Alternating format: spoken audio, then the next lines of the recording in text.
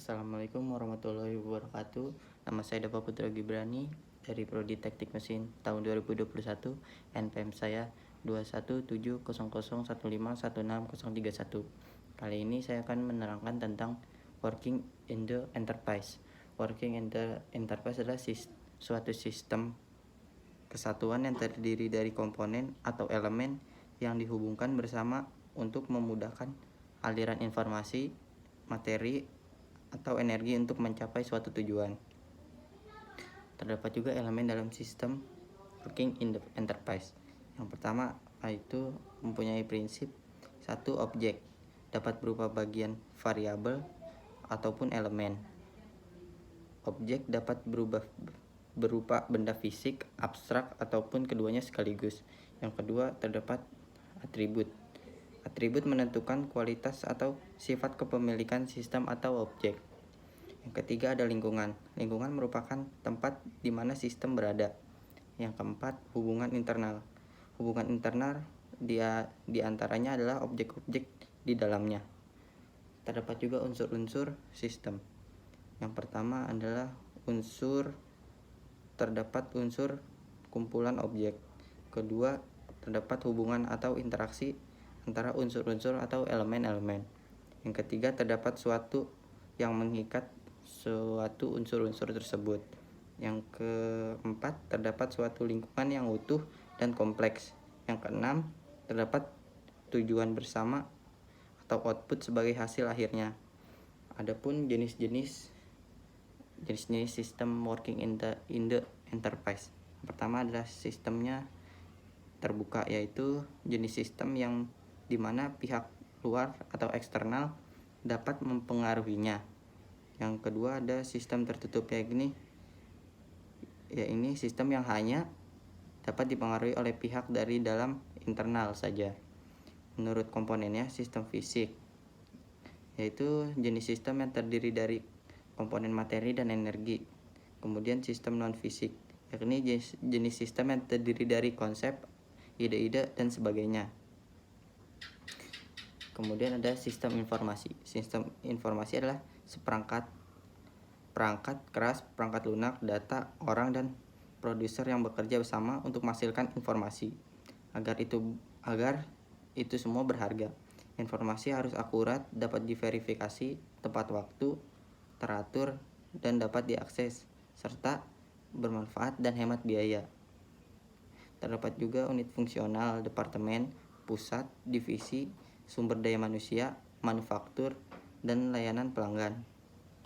Sumber daya manusia adalah sistem informasi yang mengelola satu atau lebih sumber daya manusia administratif, seperti memelihara dan mengelola tunjangan karyawan, jadwal dan penggajian, rekayasa atau pengembangan produk, computer aided engineering, membantu dalam pengembangan, pengujian desain produk, dan seringkali termasuk CAD. Kemudian terdapat pemerintahan pemasaran. Yang pertama ada pemasaran, sistem riset pasar, menganalisis data yang dikumpulkan dari demografi atau dalam survei.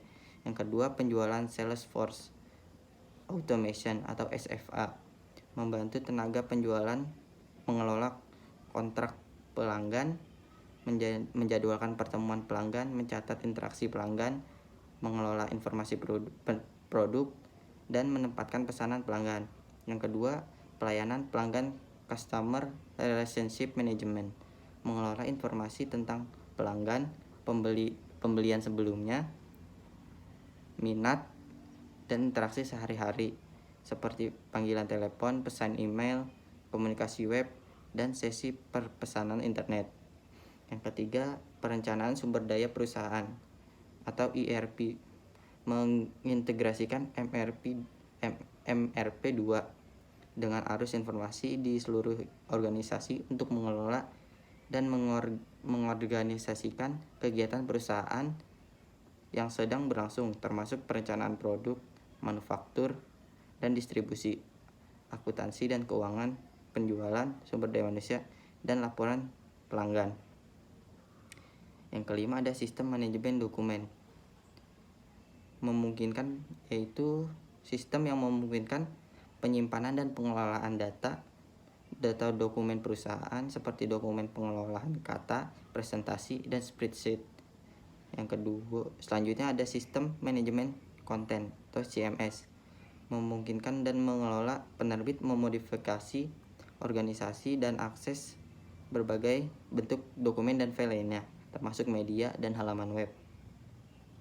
Kemudian ada sistem pemrograman transaksi atau TPS, adalah sistem informasi yang menangkap dan memproses data dari kegiatan bisnis sehari-hari. Pemrosesan transaksi online OLTP, komputer memproses setiap transaksi saat dimasukkan.